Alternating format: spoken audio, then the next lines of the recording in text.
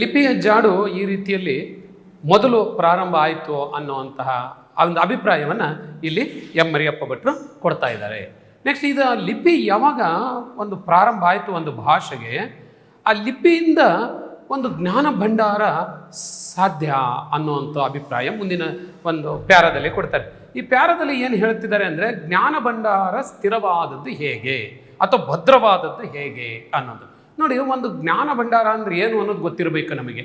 ಜ್ಞಾನ ಅಂದರೆ ಏನು ಅಂತಂದರೆ ಹಿಂದಿನ ಅನುಭವ, ಹಿರಿಯರ ಹಿಂದಿನ ಕಾಲದ ಸುಖ ದುಃಖಗಳು ಅಥವಾ ಸಾಧನೆಗಳ ಒಂದು ಅನುಭವ, ಅದು ಮುಂದಿನ ಪೀಳಿಗೆಗೆ ಪರಿಚಯಿಸುವಂತಹ ಒಂದು ಅಮೂಲ್ಯವಾಗಿರುವಂಥ ಒಂದು ದಾಖಲೆ.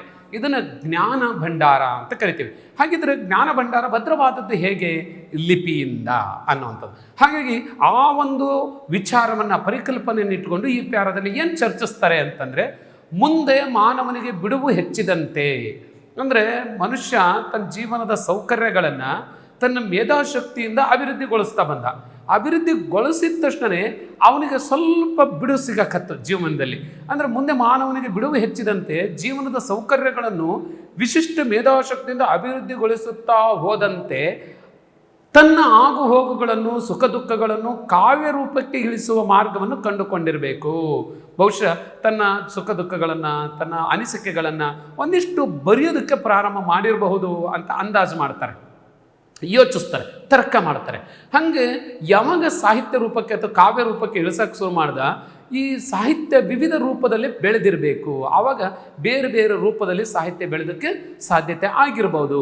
ಲೆಕ್ಕಪತ್ರಗಳನ್ನಿಡಲು ಉಪಯುಕ್ತವಾದ ಮೂಲ ಲಿಪಿಯನ್ನು ಮತ್ತಷ್ಟು ಪರಿಷ್ಕರಿಸುತ್ತಾ, ಅದನ್ನು ಒಂದಿಷ್ಟು ತಿದ್ದುಪಡಿ ಮಾಡ್ತಾ, ಇನ್ನಷ್ಟು ಸ್ಪಷ್ಟಗೊಳಿಸ್ತಾ ಏನು ಮಾಡ್ತಾನೆ, ಸುಂದರವಾದ ಸಾಹಿತ್ಯ ಕೃತಿಗಳನ್ನು ಬರೆದಿಡುವುದನ್ನು ಮಾನವ ಕಲಿತುಕೊಂಡ.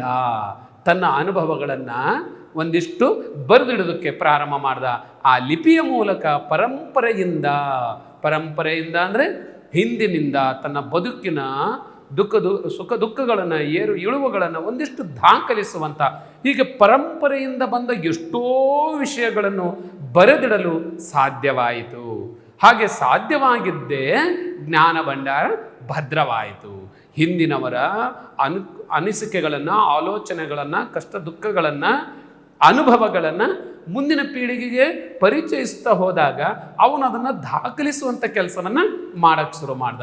ಹೀಗೆ ಜ್ಞಾನ ಭಂಡಾರ ಭದ್ರವಾಯಿತು. ಸಂಸ್ಕೃತಿಯ ಇತಿಹಾಸ ಉಳಿಯಿತು, ಪ್ರಗತಿಯ ಪಥ ಸುಗಮವಾಯಿತು. ಯಾವಾಗ ಸಂಸ್ಕೃತಿಯ ಇತಿಹಾಸ ಉಳಿತು, ಮುಂದೆ ಅದು ಪ್ರಗತಿಯ ಪಥಕ್ಕೆ ಒಂದಿಷ್ಟು ಒಳ್ಳೆಯ ಮಾರ್ಗದರ್ಶನ ಆಯಿತು. ಹೀಗೆ ಮನುಷ್ಯ ತನ್ನ ಬದುಕನ್ನು ಇನ್ನಷ್ಟು ಚಂದಗೊಳಿಸ್ಕೊಳೋದಕ್ಕೆ, ಸರಳಗೊಳಿಸ್ಕೊಳೋದಕ್ಕೆ, ಸುಸಂಸ್ಕೃತಗೊಳಿಸ್ಕೊಳೋದಕ್ಕೆ ಸಾಧ್ಯವಾಯಿತು. ಹಾಗಾಗಿ ಜ್ಞಾನ ಭಂಡಾರ ಭದ್ರವಾಗೋದಕ್ಕೆ ಲಿಪಿ ಬಹಳ ಪ್ರಮುಖವಾಗಿರುವಂಥ ಒಂದು ಪಾತ್ರ ವಹಿಸುತ್ತೆ ಅನ್ನೋದು ಈ ಪ್ಯಾರದಲ್ಲಿ ಅವರ ಅಭಿಪ್ರಾಯ. ಹಾಗಿದ್ರೆ ಯಾವಾಗ ಲಿಪಿ ದೃಢಗಾಯಿತು, ಜ್ಞಾನ ಭಂಡಾರ ಹೆಚ್ಚಾಯಿತು, ಆವಾಗ ಒಂದು ಸಮಸ್ಯೆ ಶುರು ಆಗುತ್ತೆ. ಏನು? ಪಕ್ಕದ ಅಂದರೆ ಬೇರೆ ಬೇರೆ ಭಾಷೆಗಳ ಪ್ರಭಾವ ಶುರು ಆಗುತ್ತೆ.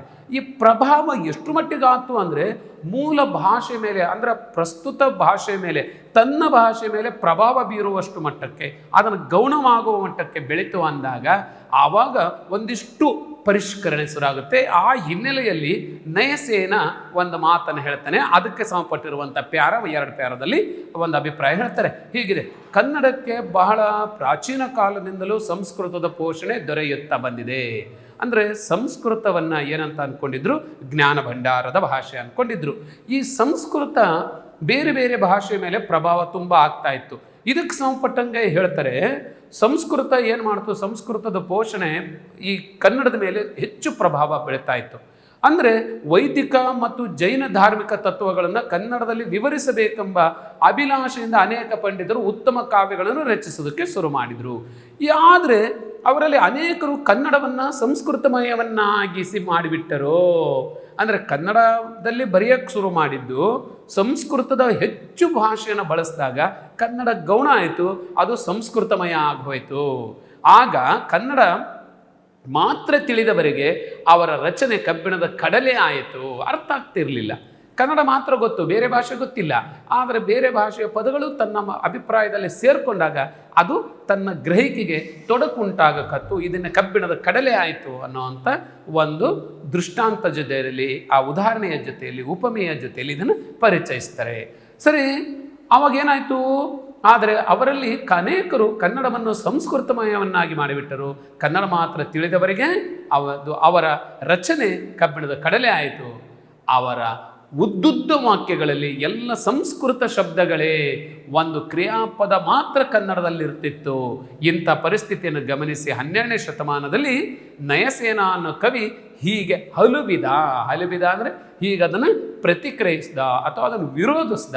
ಏನಂತ ವಿರೋಧಿಸ್ದ? ಹೀಗಿದೆ. ಏನಂತ ವಿರೋಧಿಸ್ತಾನೆ? ಒಂದು ಕಂದ ಪದ್ಯದಲ್ಲಿ ಹೇಳ್ತಾನೆ, ಸಕ್ಕದಮಂ ಪೇಳುವೆಡೆ ನೆರೆ ಸಕ್ಕದಮಂ ಪೇಳೆಗೆ. ನೀವು ಸಂಸ್ಕೃತ, ಸಕ್ಕದ ಅಂದರೆ ಸಂಸ್ಕೃತದ ತದ್ಭವ ಪದ. ಹಾಗಾಗಿ ಸಂಸ್ಕೃತವನ್ನು ಪೇಳುವಡೆ ಹೇಳೋದಾದರೆ ನೆರೆ ಸಕ್ಕದಮಂ ಪೇಳಿಗೆ, ನೀವು ಸಂಸ್ಕೃತದಲ್ಲೇ ಹೇಳಿ. ಶುದ್ಧ ಕನ್ನಡದಲ್ಲಿ ತಂದಿಕ್ಕುವುದೇ ಸಕ್ಕದಂಗಳ ತಕ್ಕುದೇ ಬೆರಸಲ್ಕೆ ಘೃತಮಮಂ ಅಮೃತಮಮಂ ಅಂತ ಹೇಳ್ತಾರೆ. ಘೃತಮಮಂ ಮತ್ತು ತೈಲಮಂ ಅಂತ. ತೈಲ ಮತ್ತು ಘೃತ ಅಂದರೆ ತುಪ್ಪ ಮತ್ತು ತೈಲವನ್ನು ಸೇರಿಸಿದಂಗೆ ಆಗುತ್ತೆ, ಇದು ತಪ್ಪು ಅಂತ ಹೇಳ್ತಾರೆ. ಈಗ ನಮಗೆ ತುಪ್ಪನೂ ಬೇಕು ಅಂದರೆ ಸಂಸ್ಕೃತನೂ ಬೇಕು, ಎಣ್ಣೆಯೂ ಬೇಕು ಅಂದರೆ ಕನ್ನಡವೂ ಬೇಕು, ಸಂಸ್ಕೃತವೂ ಬೇಕು, ಕನ್ನಡವೂ ಬೇಕು. ಆದರೆ ಎಣ್ಣೆ ತುಪ್ಪಗಳ ಆಸ್ವಾದ ಮಿಶ್ರಣ ಬೇಡ. ನಾವು ತುಪ್ಪ ಅಂದರೆ ತುಪ್ಪನೇ ಸಪ್ರೇಟಾಗಿ ಒಂದು ಪದಾರ್ಥಕ್ಕೆ ತಿಂದರೆ ಅದರ ಸ್ವಾದನೆ ಬೇರೆ. ಎಣ್ಣೆ ಅಂದರೆ ಎಣ್ಣೆಯಿಂದ ಮಾಡಿದಂಥ ಪದಾರ್ಥಗಳನ್ನೇ ನಾವು ಆಸ್ವಾದಿಸಿ ಅದು ಸ್ವಾದನೆ ಬೇರೆ. ತುಪ್ಪ ಮತ್ತು ಎಣ್ಣೆ ಎರಡೂ ಮಿಶ್ರಣ ಆಗಿರುವಂಥ ಸ್ವಾದು ನಮಗೆ ಬೇಡ ಅನ್ನುವಂಥ ಸ್ಪಷ್ಟವಾದಂಥ ಉಪಮೆಯೊಂದಿಗೆ ಅದನ್ನು ವಿರೋಧಿಸ್ತಾನೆ. ಹಾಗಾಗಿ ಈ ನಯಸೇನನ ಅಭಿಮತ ಕನ್ನಡದ ಬೆಳವಣಿಗೆಗೆ, ಕನ್ನಡದ ಮೇಲೆ ಸಂಸ್ಕೃತದ ಪ್ರಭಾವಕ್ಕೆ ಸ್ಪಷ್ಟವಾದಂಥ ಒಂದು ನಿದರ್ಶನವನ್ನು ಇದು ತಂದುಕೊಡುತ್ತೆ. ಹಾಗಾಗಿ ನಯಸೇನ ಬಹಳ ಪ್ರಮುಖವಾದಂಥ ಕವಿಯಾಗಿ ನಮಗೆ ಕಂಡು ಬರ್ತಾನೆ. ಮತ್ತೊಂದು ವಿಷಯ, ಬಹಳ ಪ್ರಮುಖವಾಗಿರುವಂಥ ವಿಷಯವನ್ನು ಇಲ್ಲಿ ಎಂ ಮರಿಯಪ್ಪ ಭಟ್ರು ಹೇಳ್ತಾರೆ. ಕನ್ನಡ ಭಾಷೆ ಹದಗೊಂಡ ಬಗೆ ಹೇಗೆ?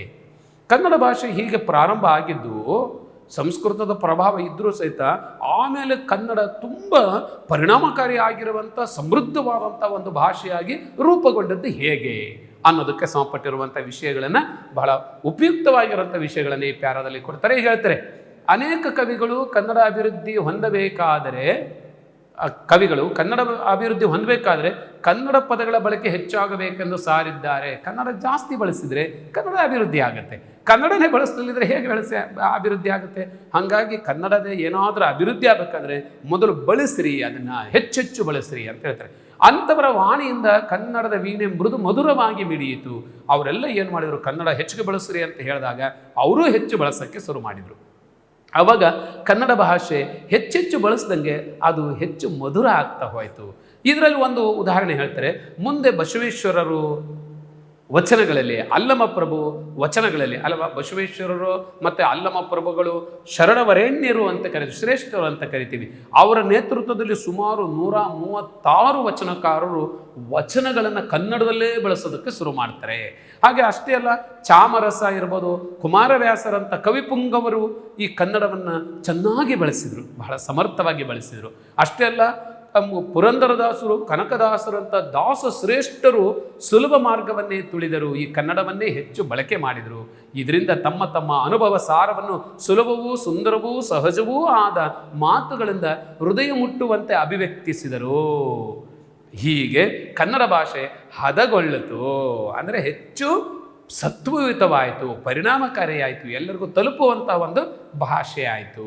ಹೀಗೆ ಹದಗೊಂಡಿದ್ದರಿಂದ ಅದು ಸುಲಿದ ಬಾಳೆಯ ಹಣ್ಣಿನಂತೆ, ಸಿಗುರು ತೆಗೆದ ಕಬ್ಬಿನಂತೆ, ಉಷ್ಣ ಅಳಿದ ಹಾಲಿನಂತೆ ಸುಲಭವೂ ರುಚಿಯುಳ್ಳದ್ದೂ ಆಗಿದೆ ಅಂತಂದು ಕವಿ ಮಹಾಲಿಂಗರಂಗ ಉದ್ಘೋಷಿಸುವಂಥ ಪ್ರಸಿದ್ಧವಾಗಿರುವಂಥ ಮಾತು ಇಲ್ಲಿ ಉದ್ಘರಿಸ್ತಾರೆ. ಯಾರು? ಎಂ ಮರಿಯಪ್ಪ ಭಟ್ಟರು ಈ ಪ್ಯಾರದಲ್ಲಿ. ಅಂದರೆ ಕನ್ನಡ ಭಾಷೆ ಹದಗೊಂಡಿದ್ದು ಹೇಗೆ ಅನ್ನೋದು ನಮಗೆ ಮನದಟ್ಟಾಯಿತು ಅಂತ ಅನ್ಕೊತೀನಿ.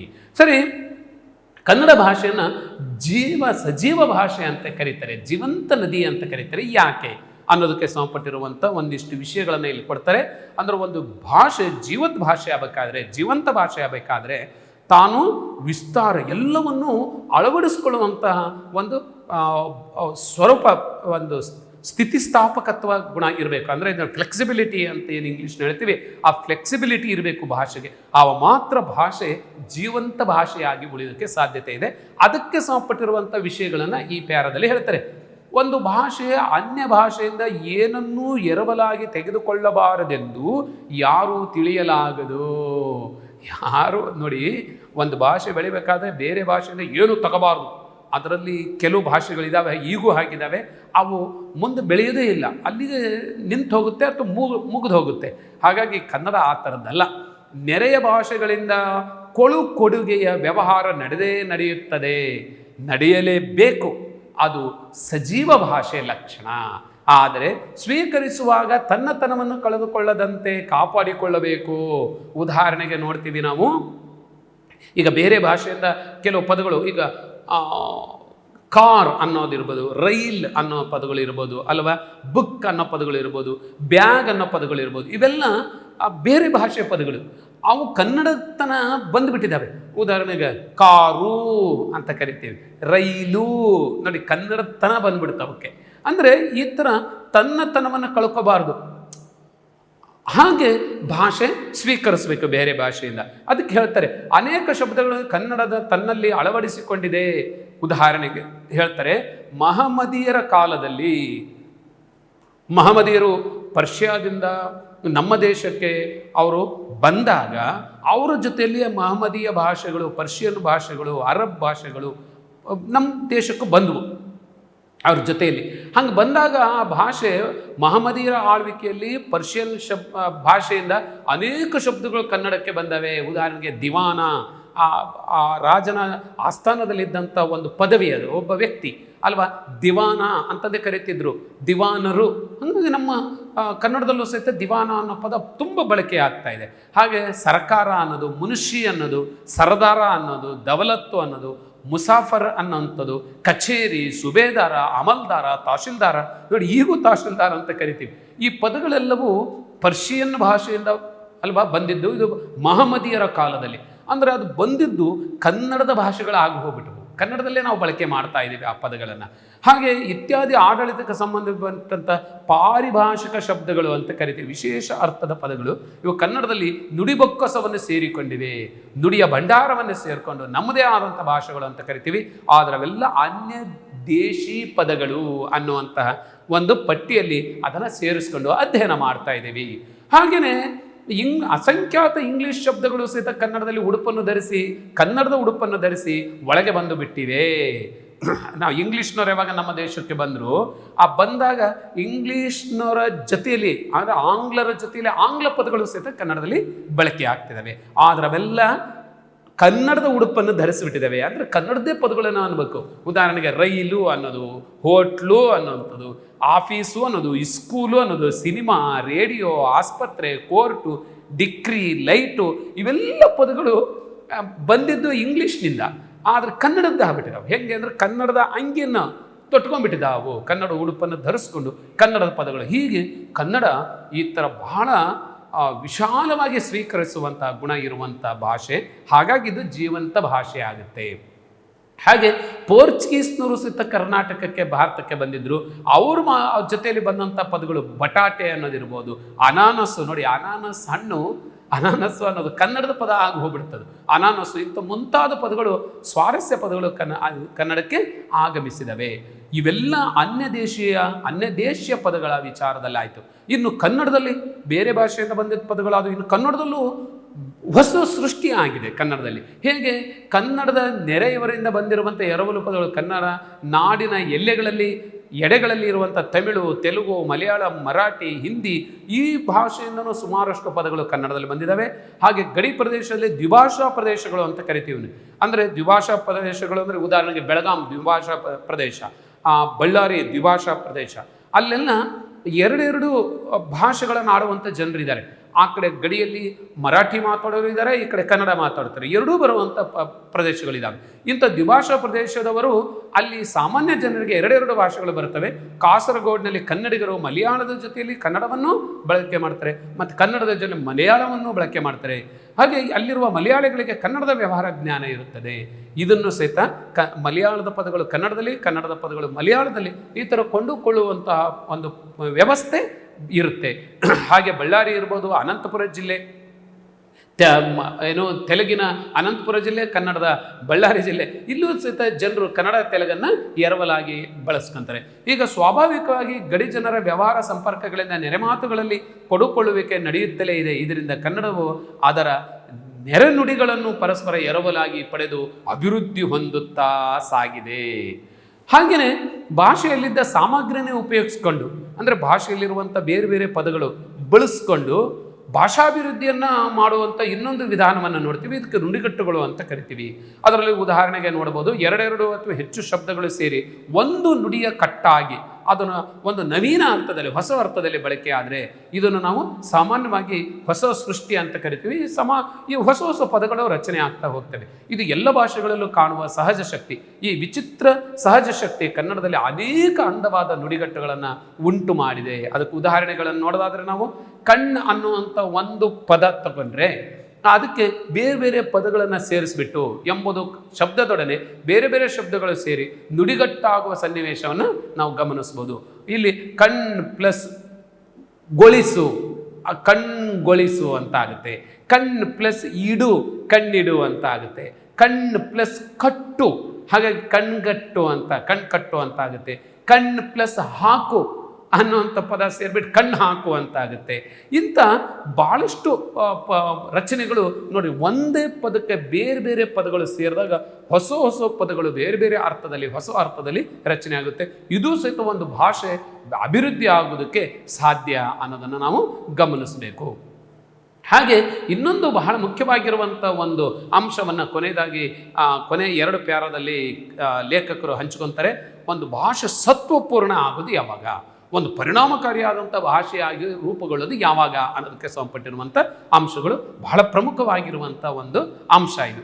ಏನು, ಒಂದು ಭಾಷೆ ಸತ್ವಪೂರ್ಣವಾಗಬೇಕಾದರೆ ಅದನ್ನಾಡುವ ಜನ ಅಭಿಮಾನಧನರು. ನಮ್ಮ ಭಾಷೆ ಬಗ್ಗೆ ನಮಗೆ ಅಭಿಮಾನ ಇರಬೇಕು ಅಲ್ವಾ, ಅದು ಸ್ವಾಭಿಮಾನ ಅಂತ ಕರಿತೇವೆ. ತನ್ನ ಅಭಿಮಾನ ಇರಬೇಕು ಮತ್ತು ಬುದ್ಧಿಶಾಲಿಗಳು, ಪ್ರಯೋಗಶೀಲರೂ ಆಗಿರಬೇಕು. ಬಹಳ ಬುದ್ಧಿಶಾಲಿಗಳಾಗಿರಬೇಕು ಮತ್ತು ಪ್ರಯೋಗಶೀಲರಾಗಬೇಕು. ಹೊಸ ಹೊಸದನ್ನು ಅದನ್ನು ಬಳಕೆ ಮಾಡೋದಕ್ಕೆ ಪ್ರಯೋಗಶೀಲರಾದಾಗ ಆ ಭಾಷೆ ಸತ್ವಪೂರ್ಣ ಆಗೋದಕ್ಕೆ ಸಾಧ್ಯ ಆಗುತ್ತೆ. ಒಂದು ಉದಾಹರಣೆ ನೋಡೋಣ. 4-5 ಶತಮಾನಗಳ ಹಿಂದೆ ಆಂಗ್ಲ ಭಾಷೆ ಯುರೋಪಿನ ಸಾಮಾನ್ಯ ಭಾಷೆಯಲ್ಲಿ ಒಂದಾಗಿತ್ತು. ನೋಡಿ, ಯುರೋಪ್ ಖಂಡ ದೊಡ್ಡ ಖಂಡ, ಅಲ್ಲಿ ಒಂದು 10 ಸಣ್ಣ ಸಣ್ಣ ದೇಶಗಳು, ಅಲ್ಲಿ ಬೇರೆ ಬೇರೆ ಭಾಷೆಗಳಿದ್ದಾವೆ. ಅಲ್ಲಿ ಇಂಗ್ಲೀಷ್ ಇರ್ಬೋದು ಅಲ್ವಾ, ಇಂಗ್ಲೆಂಡ್ನಲ್ಲಿ, ಅಲ್ಲೇ ಪೋರ್ಚುಗಲ್ನಲ್ಲಿ ಪೋರ್ಚುಗೀಸ್ ಇರ್ಬೋದು, ಡೆನ್ಮಾರ್ಕ್ನಲ್ಲಿ ಡಚ್ ಭಾಷೆ ಇರ್ಬೋದು, ಹಾಗೆ ಈ ಥರ ಪೋಲ್ಯಾಂಡ್ನಲ್ಲಿ ಪೋಲ್ಯಾಂಡ್ ಭಾಷೆ ಇರ್ಬೋದು. ಈ ಥರ ಬೇರೆ ಬೇರೆ ಭಾಷೆಗಳು ಬಳಕೆ ಆಗ್ತಾ ಇದ್ವು. ಅಂದು ಸಣ್ಣ ಪ್ರದೇಶದಲ್ಲಿದ್ದಂಥ ಆ ಇಂಗ್ಲೀಷ್ ಭಾಷೆ ಮುಂದೇನಾಯಿತು, ಆಂಗ್ಲ ಜನತೆ ಸಾಹಸ ಜೀವಿ ಆಯಿತು. ಸಾಹಸ ಅಂದರೆ ಹೊಸದನ್ನು ಅನ್ವೇಷಣೆ ಮಾಡುವಂಥ ಗುಣ. ಹಾಗೆ ಸಮುದ್ರಯಾನವನ್ನು ಮೊದಲು ಪ್ರಾರಂಭಿಸಿದ್ರು ಅವರು. ಹಾಗಾಗಿ ಬುದ್ಧಿಶಾಲಿ ಆಯಿತು, ಬಹಳ ಬುದ್ಧಿವಂತರಾದರು. ಸೂರ್ಯನು ಎಂದು ಮುಳುಗದಂತಹ ವಿಸ್ತಾರವಾದ ಸಾಮ್ರಾಜ್ಯ ಸ್ಥಾಪಿಸಿತು. ಎಲ್ಲ ಕಡೆನೂ ವಸಾಹತುವನ್ನು ಸ್ಥಾಪನೆ ಮಾಡಿದರು. ಅಲ್ಲಿ ಎಲ್ಲ ಕಡೆ ಇಂಗ್ಲೀಷಿನ ಜನ ಹೋದರು. ಆವಾಗ ಹೋದಾಗ ತಮ್ಮ ಭಾಷೆ ಅಲ್ಲೆಲ್ಲ ಕಡೆನೂ ಬಳಕೆ ಮಾಡಕತ್ತಿದ್ರು. ದೇಶ ವಿದೇಶಗಳ ಭಾಷೆ ಹಾಗೂ ಸಾಹಿತ್ಯ ಸಂಸ್ಕೃತಿ ಆಂಗ್ಲ ಪಂಡಿತರು ಮುಕ್ತ ಮನಸ್ಸಿನಿಂದ ಅಭ್ಯಾಸ ಮಾಡಿದರು. ಉದಾಹರಣೆಗೆ ನಮ್ಮ ನಾಡಿಗೆ ಬಂದಂಥ ಮೊಂಗ್ಲಿನ್ ಇರ್ಬೋದು, ಕಿಟೇಲ್ ಇರ್ಬೋದು ಅಲ್ವಾ, ಇವರೆಲ್ಲ ಇಂಗ್ಲೀಷ್ ಕಲ್ತರು ಕನ್ನಡವನ್ನೂ ಅಷ್ಟೇ ಪರಿಣಾಮಕಾರಿಯಾಗಿ ಕಲ್ತುಬಿಟ್ರು. ಕನ್ನಡ ಕಲಿತಾಗ ಇಂಗ್ಲೀಷ್ ಮತ್ತು ಕನ್ನಡ ಬಳಕೆ ಶುರು ಆಯಿತು. ಹೀಗೆ ತನ್ನ ಮೂಲಕ ತಮ್ಮ ಭಾಷೆ ಮತ್ತು ಸಾಹಿತ್ಯವನ್ನು ಹಿಗ್ಗಿಸಿದರು. ಆವಾಗ ಇಂಗ್ಲೀಷು ಕನ್ನಡದ ಸಾಕಷ್ಟು ಪದಗಳನ್ನು ಅವರು ಸ್ವೀಕರಿಸಿದರು. ಹಾಗೆ ಇಂಗ್ಲೀಷು ಅಲ್ಲಿಯ ಜನರಿಗೆ ಪರಿಚಯಿಸೋದಕ್ಕೆ ಶುರು ಮಾಡಿದರು ಆಡಳಿತ ಭಾಷೆಯಾಗಿ. ತಮ್ಮ ಆಸೆ, ಆಕಾಂಕ್ಷೆ, ವಿಚಾರ ಮುಂತಾದವುಗಳನ್ನು ಆ ಭಾಷೆ ಮುಖಾಂತರವಾಗಿಯೇ ಹೇಳಬೇಕೆಂಬ ಉಜ್ವಲ ಅಭಿಮಾನವುಳ್ಳವರಾಗಿದ್ದರು. ಅವರು ಇಂಗ್ಲೀಷ್ನಲ್ಲೇ ಮಾತಾಡ್ತಾ ಇದ್ರು. ತಮ್ಮ ಜೊತೆಗಿರುವಂಥ ಸಹಪಾಠಿಗಳಿಗೆ, ಸಹ ಆಡಳಿತಗಾರರಿಗೂ ಸಹಿತ ಇಂಗ್ಲೀಷನ್ನು ಕಲಿಸಿದರು. ಅವಾಗ ಏನಾಗ್ಬಿಡ್ತು, ಇಂಗ್ಲೀಷ್ ಅವ್ರು ಬಳಸೋಕ್ಕೆ ಶುರು ಮಾಡಿದರು. ಅವಾಗ ಹೆಚ್ಚು ತನ್ನ ವ್ಯಾಪ್ತಿಯನ್ನು ಹೆಚ್ಚಿಸ್ತಾ ಹೋಯಿತು. ಹೀಗೆ ಒಂದು ಆಂಗ್ಲ ಭಾಷೆ ಯುರೋಪಿನ ಒಂದು ಸಣ್ಣ ಪ್ರದೇಶದಲ್ಲಿ ಇದ್ದಂಥ ಭಾಷೆ ಇಡೀ ವಿಶ್ವವ್ಯಾಪಿಯಾಗಿ ಬೆಳೆಯೋದಕ್ಕೆ ಸಾಧ್ಯತೆ ಆಯಿತು. ಅಷ್ಟೇ ಅಲ್ಲ, ಇನ್ನೂ ಬಹಳ ಮುಖ್ಯವಾಗಿ ಒಂದು ಅಂಶ ಏನು ಅಂದರೆ, ಆಂಗ್ಲ ವಿಜ್ಞಾನಿಗಳು, ರಾಜಕಾರಣಿಗಳು, ಅರ್ಥಶಾಸ್ತ್ರಜ್ಞರು ಹೀಗೆ ಎಲ್ಲರೂ ತಮ್ಮ ಭಾಷೆಯನ್ನೇ ಬಳಸುವುದರ ಪರಿಣಾಮವಾಗಿ ಆ ಭಾಷೆ ಬೆಳೆದು ಇಂದು ಪ್ರಪಂಚದ ದೊಡ್ಡ ಭಾಷೆಗಳಲ್ಲಿ ಒಂದಾಗಿದೆ. ಇದಕ್ಕೆಲ್ಲ ಆಂಗ್ಲ ಜನರ ಸಂಕಲ್ಪ, ಕೃಷಿ ಕಾರಣವೆಂದು ಬೇರೆ ಹೇಳಬೇಕಾಗಿಲ್ಲ. ಆದರೆ ನಾವೇನು ಮಾಡ್ತೀವಿ, ನಮ್ಮ ಜನ ಏನು ಮಾಡ್ತೀವಿ ಅಂದರೆ ನಮ್ಮ ಭಾಷೆ ಬಳಸೋದೇ ಇಲ್ಲ. ನಾವು ನೋಡಿ, ಸಾಮಾನ್ಯವಾಗಿ ಪ್ರೊಫೆಸರ್ಗಳು ಅಥವಾ ವಿಜ್ಞಾನಿಗಳು ಅಥವಾ ದೊಡ್ಡ ದೊಡ್ಡ ರಾಜಕಾರಣಿಗಳು ಆಂಗ್ಲ ಭಾಷೆ ಅಥವಾ ಹಿಂದಿ ಭಾಷೆ ಅಥವಾ ಬೇರೆ ಭಾಷೆಯನ್ನು ಬಳಸಿದಾಗ ಕನ್ನಡ ಯಾವಾಗ ಬೆಳೆಯೋಕ್ಕೆ ಸಾಧ್ಯ ಅಲ್ವಾ? ಹಾಗಾಗಿ ನಮ್ಮ ವಿಜ್ಞಾನಿಗಳು, ನಮ್ಮ ರಾಜಕಾರಣಿಗಳು, ನಮ್ಮ ಅರ್ಥಶಾಸ್ತ್ರಜ್ಞರು ತಮ್ಮ ಅನಿಸಿಕೆಗಳನ್ನು, ತಮ್ಮ ಅಭಿಪ್ರಾಯಗಳನ್ನು, ತಮ್ಮ ಸಂಶೋಧನೆಗಳನ್ನು ಕನ್ನಡ ಭಾಷೆಯಲ್ಲೇ ಅಭಿವ್ಯಕ್ತಿಗೊಳಿಸಿದಾಗ ಬೇರೆಯವರು ಆ ಜ್ಞಾನ ಬೇಕು ಅಂತ ಕನ್ನಡ ಕಲಿತಾರೆ. ಕನ್ನಡ ಕಲಿತಾಗ ಕನ್ನಡ ಇನ್ನಷ್ಟು ಪ್ರಸಾರ ಆಯ್ತು, ಅವಾಗ ಹೆಚ್ಚು ಬೆಳೀತು. ಇದು ನಾವು ಬಹಳ ಮುಖ್ಯವಾಗಿ ನಮ್ಮ ಜನರು ಮಾಡಬೇಕಾಗಿರುವಂಥ ಕೆಲಸ. ನಮ್ಮ ಜ್ಞಾನಿಗಳು ಅಥವಾ ವಿಜ್ಞಾನಿಗಳು, ರಾಜಕಾರಣಿಗಳು ಮಾಡಬೇಕಾಗಿರೋ ಕೆಲಸ. ಅವ ಮಾತ್ರ ಆ ಭಾಷೆ ಬೆಳೆಯೋದಕ್ಕೆ ಸಾಧ್ಯತೆ ಇದೆ. ಅದರ ಸ್ವಭಾಷೆಯನ್ನು ಪ್ರೀತಿಸಬೇಕು, ಗೌರವಿಸಬೇಕು, ಬೆಳೆಸಬೇಕು ಎಂದರೆ ಅನ್ಯ ಭಾಷೆಯನ್ನು ತಿರಸ್ಕರಿಸಬೇಕು ಎಂದು ಅರ್ಥವಲ್ಲ. ಭಾಳ ಜನ ಹೇಳ್ತಾರೆ, ನಾನು ಇಂಗ್ಲೀಷ್ನಲ್ಲಿ ಸುಮ್ಮನೆ ತಮಾಷೆಗೆ ಹೇಳ್ತಿರ್ತೆ, ಯಾಕೋ ಇಂಗ್ಲೀಷ್ನ ಫೇಲ್ ಆಗ್ಬಿಟ್ಟು ಅಂತ ಯಾರು ಕೇಳಿದರೆ ನಾನು ಕನ್ನಡ ಅಭಿಮಾನಿ ಅಂತ. ಅಂದ್ರೇನು? ಕನ್ನಡ ಅಭಿಮಾನಿ ಅಂತಂದರೆ ಇಂಗ್ಲೀಷ್ ಫೇಲ್ ಆಗು ಅಂತ ಅರ್ಥ ಅಲ್ಲ. ಇಂಗ್ಲೀಷ್ ಕಲಿಬೇಕು, ಬೇಡ ಅಂತಲ್ಲ. ಆದರೆ ಅನ್ಯ ಭಾಷೆಯನ್ನು ತಿರಸ್ಕರಿಸಬಾರ್ದು. ಆದರೆ ತನ್ನ ಭಾಷೆ ಬಗ್ಗೆ ನಾನು ಸ್ವಾಭಿಮಾನವನ್ನು ಉಳ್ಳವನಾಗಿರಬೇಕು. ಭಾಷೆಯಲ್ಲಿ ಮೇಲು ಕೀಳೆಂಬುದಿಲ್ಲ. 4 ಜನ ಮಾತನಾಡುತ್ತಿದ್ದ ಭಾಷೆಗೂ 40 ಲಕ್ಷ ಜನ ಮಾತಾಡುತ್ತ ಭಾಷೆಗೂ ಸತ್ಯ ಮತ್ತು ಸತ್ಯ ದೃಷ್ಟಿಯಿಂದ ಅಂತರವೇ ಇಲ್ಲ. ನೋಡಿ, ಯಾರೇ ಈಗ ಉದಾಹರಣೆಗೆ ಜಪಾನ್ನವರು ಭಾಳ ಕಡಿಮೆ ಜನ ಇದ್ದು, ಕಡಿಮೆ ಅಂದರೂ ಜಪಾನಿ ಭಾಷೆಯನ್ನೇ ಬಳಸ್ತಾರೆ. ಅವ್ರಿಗೆ ಬೇಕಾಗಿರೋದು ಅವರ ಭಾಷೆ ಬಗ್ಗೆ ಅಭಿಮಾನ. ಆ ದೊಡ್ಡ ಭಾಷೆಗೂ ಲಕ್ಷಾಂತರ ಕೋಟ್ಯಾಂತರ ಜನ ಬಳಸುವಂಥ ಭಾಷೆಗೂ ಏನು ವ್ಯತ್ಯಾಸ ಇಲ್ಲ. ಹಾಗಾಗಿ ಅಭಿಮಾನದಿಂದ ಆ ಭಾಷೆಯನ್ನು ಬಳಸುವಂಥ ಗುಣ ಆಗಿರಬೇಕು. ಹಾಗೆ ಎಲ್ಲ ಭಾಷೆಗೂ ಅಷ್ಟೇ ಒಂದು ತಾಯಿಯ ಗಾನದ ಶ್ರುತಿಯಂತೆ ಎಲ್ಲಕ್ಕೂ ಅಷ್ಟೇ ಸ್ಥಾನವಿದೆ.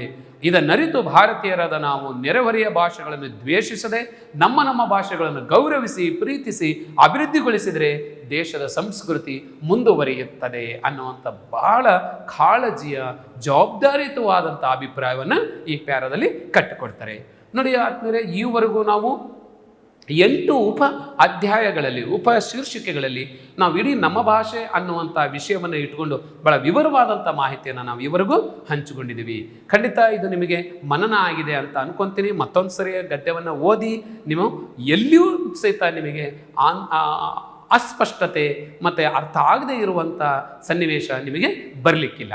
ಈಗ ನಾವು ಮತ್ತೊಂದು ಹಂತಕ್ಕೆ ಹೋಗ್ತಾ ಇದ್ದೀವಿ, ಕಲಿಕೆಯ ದೃಢೀಕರಣ ಅನ್ನುವಂಥದ್ದು. ಕಲಿಕೆಯ ದೃಢೀಕರಣದಲ್ಲಿ ನಾವು ಈವರೆಗೂ ಚರ್ಚೆ ಮಾಡಿರುವಂಥ ವಿಷಯಗಳು ಪ್ರಶ್ನೆ ರೂಪದಲ್ಲಿ ಅಲ್ಲಿ ಕೇಳಿದರೆ ಆ ಪ್ರಶ್ನೆಗಳನ್ನು ಒಂದಿಷ್ಟು ನೋಡ್ತಾ ನಾವನ್ನ ಅರ್ಥ ಮಾಡ್ಕೊತ ಅದಕ್ಕೆ ಸರಿಯಾದಂಥ ಉತ್ತರವನ್ನು ಬರೆಯುವಂಥ ಸಾಮರ್ಥ್ಯ ನಮ್ಮದಾಗಿಸ್ಕೊಳ್ಳೋಣ. ಇಲ್ಲಿ ಹೇಳ್ತಾರೆ, ಭಾಷೆ ಯಾವುದಕ್ಕೆ ಸಾಧನವಾಗಿದೆ? ಭಾಷೆ ಏನಕ್ಕೆ ಬೇಕು? ಯಾವುದಕ್ಕಿದು ಏನಕ್ಕೆ ಬೇಕು? ಭಾಷೆ ಯಾವುದಕ್ಕೆ ಸಾಧನ? ತುಂಬ ಸುಲಭವಾಗಿ ಇದಕ್ಕೆ ಉತ್ತರವನ್ನು ಬರಿಬೋದು ನಾವು.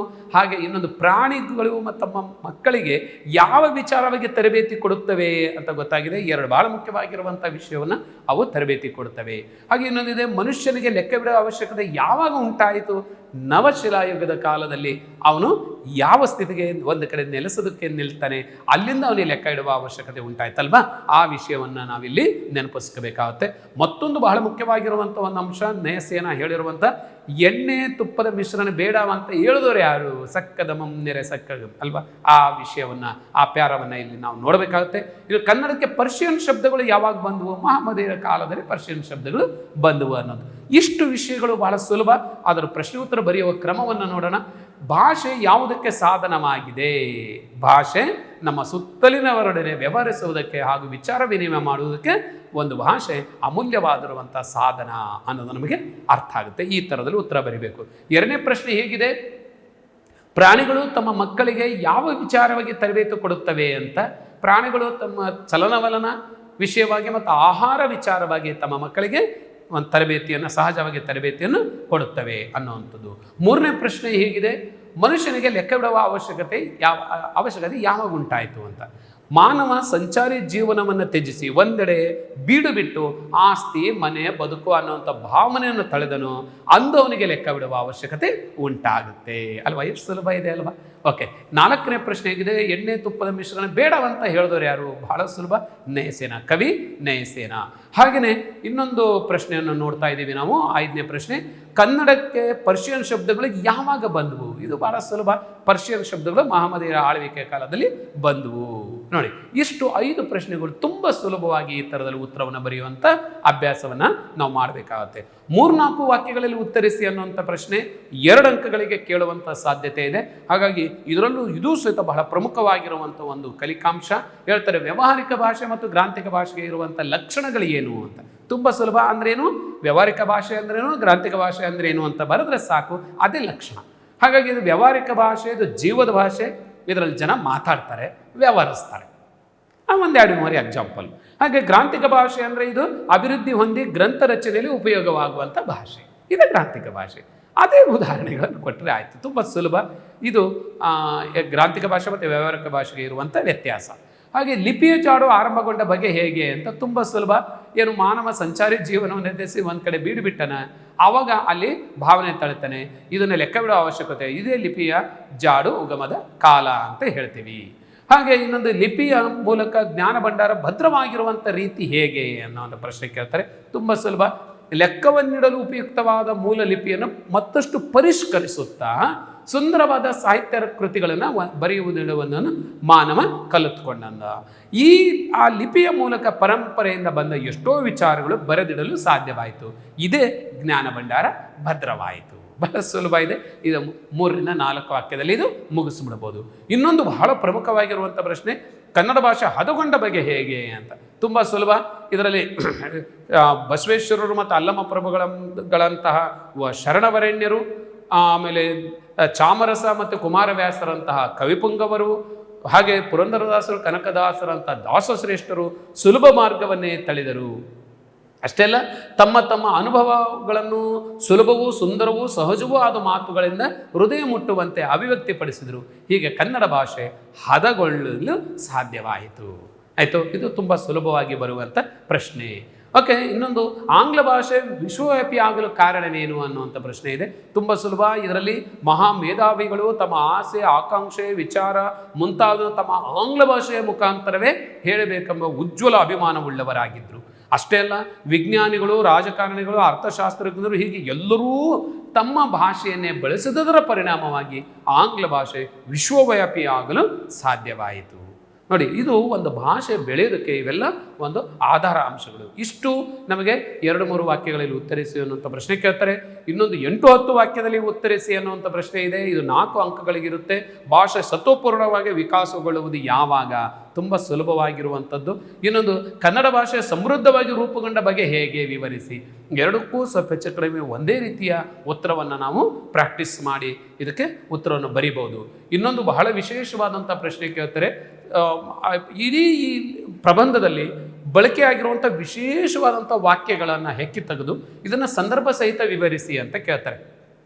ಅದರಲ್ಲಿ ಬಹಳ ಮುಖ್ಯವಾಗಿ ಬರುವಂಥ ಪ್ರಶ್ನೆಗಳು, ಸಂಸ್ಕೃತಿ ಇತಿಹಾಸ ಉಳಿಯಿತು ಅನ್ನೋದಿರ್ಬೋದು, ತಕ್ಕುದೇ ಬೆರೆಸಲಿಕೆ ಘೃತಮಮಂ ತೈಲಮಂ ಅನ್ನುವಂಥ ಪ್ರಶ್ನೆ ಇರ್ಬೋದು, ಸಿಗುರು ತೆಗೆದ ಕಬ್ಬಿನಂತೆ ಉಷ್ಣ ಅಳಿದ ಹಾಲಿನಂತೆ ಅನ್ನೋದಿರ್ಬೋದು, ಒಬ್ಬ ತಾಯಿಯ ಗಾನದ ಶ್ರುತಿಯಂತೆ ಅನ್ನೋದಿರ್ಬೋದು. ಇವೆಲ್ಲವೂ ಬಹಳ ವಿಶೇಷವಾದಂಥ ವಾಕ್ಯಗಳು. ಈ ವಾಕ್ಯಗಳು ಬರೆಯುವಾಗ, ಸಂದರ್ಭ ಬರೆಯುವಾಗ 3 ಅಂಕದ ಪ್ರಶ್ನೆಗಳಿರ್ತವೆ. ಇದರಲ್ಲಿ ಬರೆಯುವಂಥ ಕ್ರಮ 3 ಹಂತದಲ್ಲಿ ಬರೀಬೇಕಾಗುತ್ತೆ. ಒಂದು ಎಕ್ಸಾಂಪಲ್ ನೋಡಿದರೆ ಗೊತ್ತಾಗುತ್ತೆ ನಿಮಗೆ. ಇದರಲ್ಲಿ ಹೇಗೆ ಬರಿಬೇಕು. ಸಂಸ್ಕೃತಿಯ ಇತಿಹಾಸ ಉಳಿಯಿತು ಅನ್ನುವಂಥ ಒಂದು ವಾಕ್ಯ ಕೊಟ್ಟರೆ ಇದನ್ನು ಬರೆಯೋ ಕ್ರಮ ಹೇಗೆ? ಆಯ್ಕೆ, ಸಂದರ್ಭ ಮತ್ತು ಸ್ವಾರಸ್ಯ ಅಂತ 3 ಹಂತದಲ್ಲಿ ಈ ಥರ ಬರಿಬೇಕಾಗತ್ತೆ. ಆಯ್ಕೆಯಲ್ಲಿ ಈ ವಾಕ್ಯ ಯಾರು ಬರೆದಿರುವಂಥ ಯಾವ ಕೃತಿಯಿಂದ, ಯಾವ ಪಾಠದಿಂದ ಇದು ಆಯ್ಕೆ ಮಾಡಿದೆ ಅಂತ ಬರೀಬೇಕಾಗುತ್ತೆ. ಈ ವಾಕ್ಯವನ್ನು ಲೇಖಕರಾದ ಎಂ ಮರಿಯಪ್ಪ ಭಟ್ಟರು ಬರೆದಿರುವಂಥ ಕನ್ನಡ ಸಂಸ್ಕೃತಿ ಎಂಬ ಕೃತಿಯಿಂದ ಆಯ್ದ ನಮ್ಮ ಭಾಷೆ ಎಂಬ ಪಾಠದಿಂದ ಆರಿಸಲಾಗಿದೆ. 1 ಅಂಕ ಸಿಕ್ಬಿಡುತ್ತೆ. ಇದು ಪ್ರಾಕ್ಟೀಸ್ ಮಾಡಬೇಕು. ಇನ್ನೊಂದು, ಸಂದರ್ಭ. ಇದನ್ನು ಯಾವ ಸಂದರ್ಭದಲ್ಲಿ ಈ ವಾಕ್ಯ ಬಳಕೆ ಆಗಿದೆ ಅನ್ನೋದನ್ನು ಹೇಳಬೇಕಾಗುತ್ತೆ. ಲೆಕ್ಕಪತ್ರಗಳನ್ನಿಡಲು ಬಳಸುತ್ತಿದ್ದ ಲಿಪಿಯನ್ನು ಪರಿಷ್ಕರಿಸುತ್ತಾ ಸಾಹಿತ್ಯ ಕೃತಿಗಳನ್ನು ಬರೆದಿಡಲು ಮನುಷ್ಯ ಪ್ರಾರಂಭಿಸ್ತಾನೆ ಈ ಲಿಪಿಯನ್ನು. ಇದರಿಂದ ಸಂಸ್ಕೃತಿಯ ಇತಿಹಾಸ ಉಳಿಯಿತು ಎಂದು ಹೇಳುವಾಗ ಈ ವಾಕ್ಯ ಬಳಕೆ ಮಾಡ್ತಾರೆ. ಹಾಗೆಯೇ ಈ ವಾಕ್ಯದ ವಿಶೇಷತೆ ಏನು, ಇದರ ಸ್ವಾರಸ್ಯ ಏನಿದೆ ಅಂತ ಹೇಳಬೇಕಾದ್ರೆ, ಸಂಸ್ಕೃತಿ ಇತಿಹಾಸ ಉಳಿಯಿತು ಅನ್ಬೇಕಾದ್ರೆ ನೋಡಿ, ಲಿಪಿಯಿಂದ ಸಾಹಿತ್ಯ, ಸಾಹಿತ್ಯದಿಂದ ಸಂಸ್ಕೃತಿ, ಆ ಸಂಸ್ಕೃತಿ ಉಳಿಬೇಕಾದ್ರೆ ಲಿಪಿ ಹೆಚ್ಚು ಅಗತ್ಯ ಅನ್ನುವಂಥದ್ದು ಹೇಳುವಂಥ ಅಂಶ ಈ ವಾಕ್ಯದಲ್ಲಿ ಸ್ವಾರಸ್ಯಪೂರ್ಣವಾಗಿ ವ್ಯಕ್ತವಾಗಿದೆ. ನೋಡಿ, ಈ ರೀತಿಯಲ್ಲಿ ನಾವು ಒಂದು 3 ಅಂಕದ ಪ್ರಶ್ನೆಗೆ ಈ ರೀತಿಯಲ್ಲಿ ಉತ್ತರ ಬರೆಯುವಂಥ ಅಭ್ಯಾಸವನ್ನು ನಾವು ಮಾಡಬೇಕಾಗುತ್ತೆ. ಓಕೆ, ಇನ್ನೊಂದು ರೀತಿಯ ಪ್ರಶ್ನೆಗಳು ಇದರಲ್ಲಿ ಬಿಟ್ಟ ಸ್ಥಳಗಳು ಸಾಮಾನ್ಯವಾಗಿ ಪರೀಕ್ಷೆ ದೃಷ್ಟಿಯಿಂದ ಈ ಥರದ ಪ್ರಶ್ನೆಗಳು ಕೇಳೋದಿಲ್ಲ. ಆದರೆ ಇದನ್ನೇ ಒಂದು ವಾಕ್ಯದಲ್ಲಿ ಉತ್ತರಿಸಿ ಅನ್ನುವಂಥ ಬದಲಾವಣೆ ಮಾಡಬಹುದು. ಆದರೂ ನಮಗೆ ವಿಷಯ ಗ್ರಹಿಕೆಗಾಗಿ ಈ ರೀತಿಯ ಒಂದು ಪ್ರಶ್ನೆಯನ್ನು ನಮ್ಮ ಪಠ್ಯಪುಸ್ತಕದಲ್ಲಿ ಕೊಟ್ಟಿದ್ದಾರೆ. ಅದರ ಉತ್ತರವನ್ನು ಬರೆಯುವಂಥ ಕ್ರಮ ನೋಡೋಣ. ಭಾಷೆ ಇದ್ದು ಅದರ ಡ್ಯಾಶ್ ಕುಡಿದು ಅರಗಿಸಿಕೊಳ್ಳದ ವ್ಯಕ್ತಿ ಜಂತುವೇ ಸರಿ ಅನ್ನುವಂಥ ಒಂದು ಪ್ರಶ್ನೆ ಇದೆ. ಅದರಲ್ಲಿ ಡ್ಯಾಶ್ನಲ್ಲಿ ಏನು ಬರಿಬೇಕು ಅಂತ ಬಹಳ ಸುಲಭ. ಪೀಯೂಷವನ್ನು ಅಲ್ವಾ, ಪೀಯೂಷವನ್ನು ಅಮೃತವನ್ನು ಕುಡಿದು ಅರಗಿಸಿಕೊಳ್ಳದ ವ್ಯಕ್ತಿ ಜಂತುವೇ ಸರಿ ಅನ್ನೋದು ಇಲ್ಲಿ ಬರುತ್ತೆ. ಇನ್ನು ಕನ್ನಡಕ್ಕೆ ಬಹಳ ಪ್ರಾಚೀನ ಕಾಲದಿಂದಲೂ ಡ್ಯಾಶ್ ಪೋಷಣೆ ದೊರೆಯುತ್ತಾ ಬಂದಿದೆ. ಯಾವ ಭಾಷೆಯ ಪೋಷಣೆಯಲ್ಲಿ ದೊರೀತಾ ಬಂದಿದೆ ಅನ್ನೋದಕ್ಕೆ ಕೇಳಿರುವಂಥ ಪ್ರಶ್ನೆ. ಹಾಗಾಗಿ ಇಲ್ಲಿ ಸಂಸ್ಕೃತದ ಅನ್ನೋದು ಉತ್ತರ ಬರಿಬೇಕಾಗುತ್ತೆ ಇದಕ್ಕೆ. ಹಾಗೆ ಕನ್ನಡ ಡ್ಯಾಶ್ ಭಾಷಾ ವರ್ಗಕ್ಕೆ ಸೇರಿದೆ, ಬಹಳ ಪ್ರಮುಖವಾಗಿರುವಂಥ ಒಂದು ಪ್ರಶ್ನೆ. ಇದರಲ್ಲಿ ಕನ್ನಡ ಭಾಷೆ ಯಾವ ಭಾಷಾ ವರ್ಗಕ್ಕೆ ಸೇರಿದೆ ಅಂತ ಇದೊಂದು ಪ್ರಶ್ನೆನೂ ಮಾಡ್ಬೋದು, ಒಂದು ವಾಕ್ಯದಲ್ಲಿ ಉತ್ತರಿಸಿ ಅಂತ ಹೇಳಿ. ಹಾಗಾಗಿ ಇದಕ್ಕೆ ನಮಗೆಲ್ಲ ಗೊತ್ತು, ಮನದಟ್ಟಾಗಿದೆ, ದ್ರಾವಿಡ ಭಾಷಾ ವರ್ಗಕ್ಕೆ ಸೇರುವಂಥ ಒಂದು ಭಾಷೆಯಾಗಿದೆ. ಇನ್ನೊಂದು, ಇಂಗ್ಲಿಷ್ ಶಬ್ದಗಳು ಯಾವ ಉಡುಪನ್ನು ಧರಿಸಿ ಒಳಗೆ ಬಂದು ಬಿಟ್ಟಿವೆ ಅನ್ನೋ ಪ್ರಶ್ನೆನೂ ಮಾಡ್ಬೋದು. ಇದು ಬಿಟ್ಟ ಸ್ಥಳದಲ್ಲಿ ಇಂಗ್ಲಿಷ್ ಶಬ್ದಗಳು ಡ್ಯಾಶ್ ಉಡುಪನ್ನು ಧರಿಸಿ ಒಳಗೆ ಬಂದು ಬಿಟ್ಟಿವೆ. ಯಾವ ಉಡುಪು ಗೊತ್ತಾಗಿದೆ ನಮಗೆ, ಕನ್ನಡದ ಉಡುಪು. ಇನ್ನು ನಮ್ಮ ಭಾಷೆ ಈ ಗದ್ಯ ಭಾಗದ ಆಕರ ಗ್ರಂಥ ಯಾವುದು ಅಂತ ಪ್ರಶ್ನೆ ಮಾಡ್ಬೋದು. ಅಥವಾ ಇಲ್ಲಿ ಬಿಟ್ಟ ಸ್ಥಳನೂ ಕೇಳಿದರೆ ನಮಗೆಲ್ಲ ಗೊತ್ತು, ಎಸ್, ಬಹಳ ಪ್ರಮುಖವಾಗಿರುವಂಥ ಒಂದು ಕೃತಿ ಕನ್ನಡ ಸಂಸ್ಕೃತಿ ಅನ್ನುವಂಥ ಒಂದು ಕೃತಿ. ಇದು ಎಂ ಮರಿಯಪ್ಪ ಭಟ್ಟರು ಬರೆದಿರುವಂಥ ಒಂದು ಪ್ರಬಂಧ ಸಂಕಲನ ಕೃತಿ.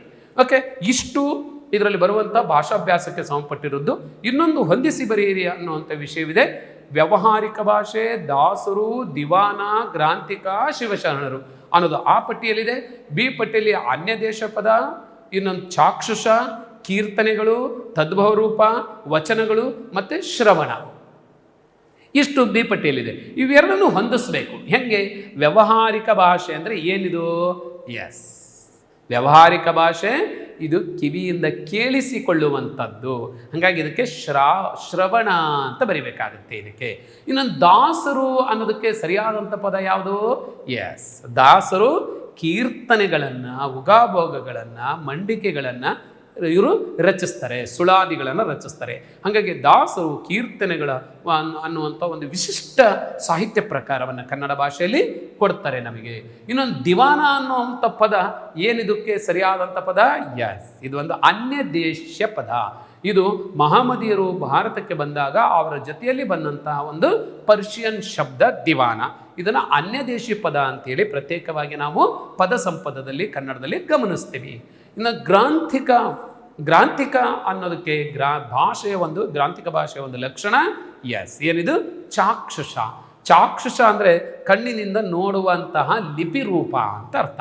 ಹಾಗಾಗಿ ಗ್ರಾಂಥಿಕ ಅನ್ನೋದಕ್ಕೆ ಚಾಕ್ಷುಷ ಸರಿಯಾದಂಥ ಹೊಂದಾಣಿಕೆ ಆಗುತ್ತೆ. ಇನ್ನು ಶಿವಶರಣರು ಈಗಾಗಲೇ ನಮಗೆ ಗೊತ್ತಾಗಿದೆ, ಎಸ್, ವಚನಗಳು. ಈ ಶಿವಶರಣರಿಂದ ವಚನಗಳು ರಚನೆ ಆದವು. ಹೀಗೆ ಇದನ್ನು ಹೊಂದಿಸಬೇಕು. ಹೊಂದಿಸಿರುವಂಥ ಒಂದು ರೂಪವನ್ನು ನಾವು ನೋಡ್ತಾ ಇದ್ದೇವೆ. ಎಸ್, ಈ ಥರದಲ್ಲಿ ಹೊಂದಿಸಿ ನಾವು ದಾಖಲೆ ಮಾಡಿಟ್ಕೊಂಡ್ರೆ ಖಂಡಿತ ಪರೀಕ್ಷೆಯಲ್ಲಿ ನಾವು ಇದಕ್ಕೆ ಸರಿಯಾದಂಥ ಉತ್ತರವನ್ನು ಬರೆಯೋದಕ್ಕೆ ಸಾಧ್ಯತೆ ಇದೆ. ಓಕೆ, ಈವರೆಗೂ ನಾವು ನಮ್ಮ ಭಾಷೆ ಅನ್ನುವಂಥ ಪಾಠ ಮತ್ತು ಅದರಲ್ಲಿ ಬರುವಂಥ ಕಲಿಕಾಂಶ, ಕಲಿಕಾ ದೃಢೀಕರಣ, ಭಾಷಾಭ್ಯಾಸಕ್ಕೆ ಸಂಬಂಧಪಟ್ಟಿರುವಂಥ ಅಂಶಗಳನ್ನು ನೋಡಿದ್ವಿ. ಈಗ ಸೈದ್ಧಾಂತಿಕ ಭಾಷಾಭ್ಯಾಸ ಅಂದರೆ ಏನು ಅಂದರೆ ಒಂದು ಭಾಷೆಯ ಸಿದ್ಧಾಂತವನ್ನು ಒಳಗೊಂಡಂಥ ವಿಷಯಗಳು.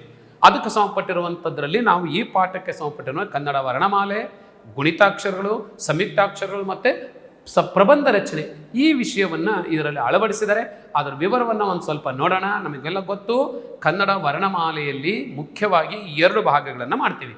ಒಂದು ಸ್ವರಾಕ್ಷರಗಳು, ಇನ್ನೊಂದು ವ್ಯಂಜನಾಕ್ಷರಗಳು, ಮತ್ತೊಂದು ಯೋಗವಾಹಗಳು ಅಂತ.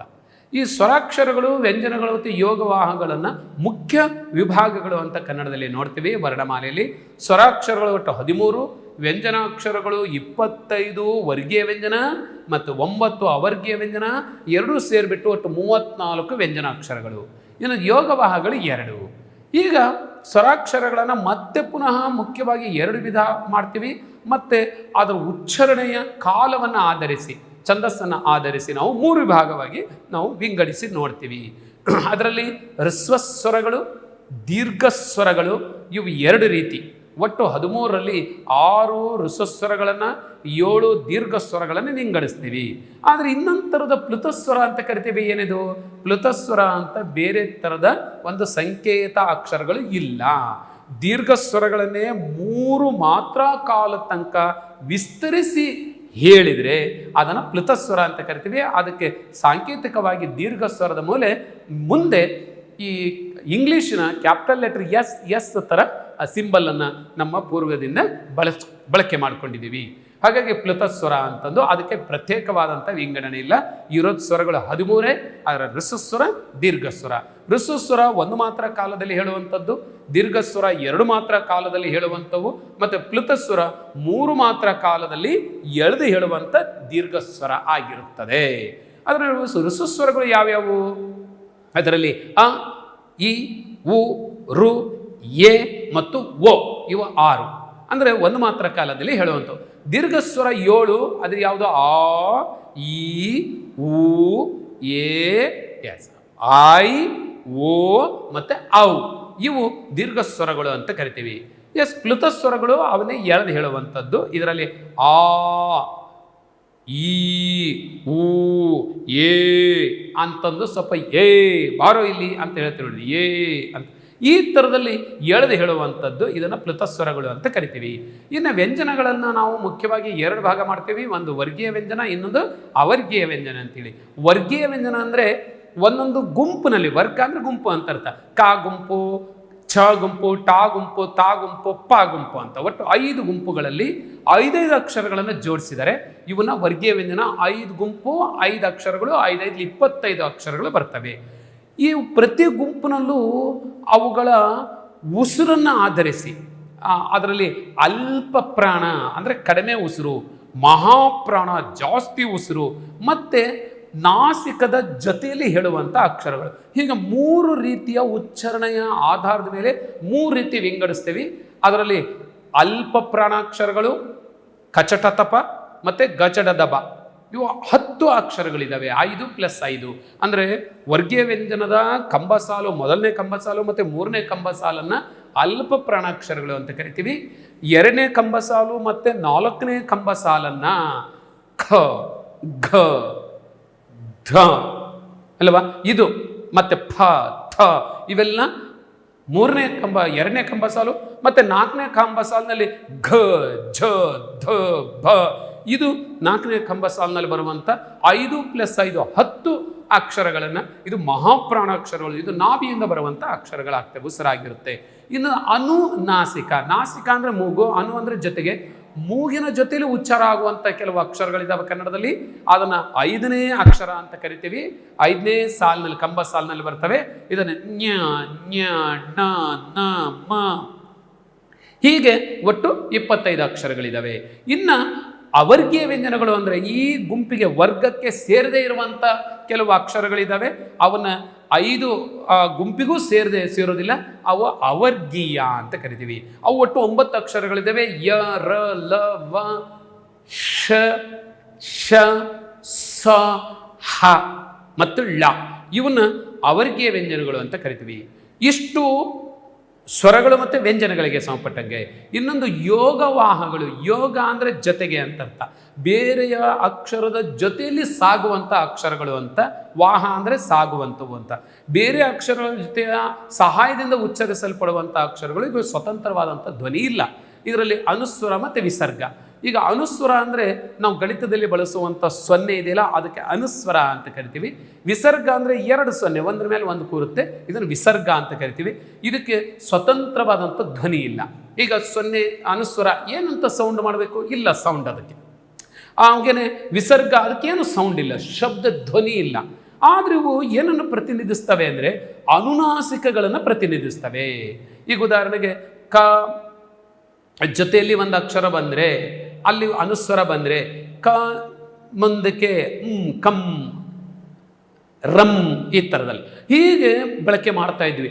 ಆದರೆ ಇತ್ತೀಚಿನ ವಿದ್ವಾಂಸರು ಅದನ್ನು ಗುರುತಿಸಿ ಇಲ್ಲ, ಆದರೆ ಹಿಂದಿನ ಅಕ್ಷರವನ್ನು ಅನುಸರಿಸಲ್ಲ, ಅದರ ಮುಂದಿನ ಅಕ್ಷರವನ್ನು ಅನುಸರಿಸುತ್ತೆ ಅನ್ನೋದು ಕಂಡುಕೊಂಡಿದ್ದಾರೆ. ಈ ಉದಾಹರಣೆಗೆ ಕಂದ ಅನ್ಬೇಕಾದ್ರೆ ಕಮ್ ಆಗೋಲ್ಲ, ಅಲ್ಲಿ ಆಗುತ್ತೆ. ಯಾಕೆಂದರೆ ಮುಂದಕ್ಕೆ ದ ಇದೆ, ತ ತ ದ ದ ನ ಅಂದರೆ ತಾ ವರ್ಗದ ಅನುನಾಸಿಕವನ್ನು ಇದು ಪ್ರತಿನಿಧಿಸುತ್ತೆ.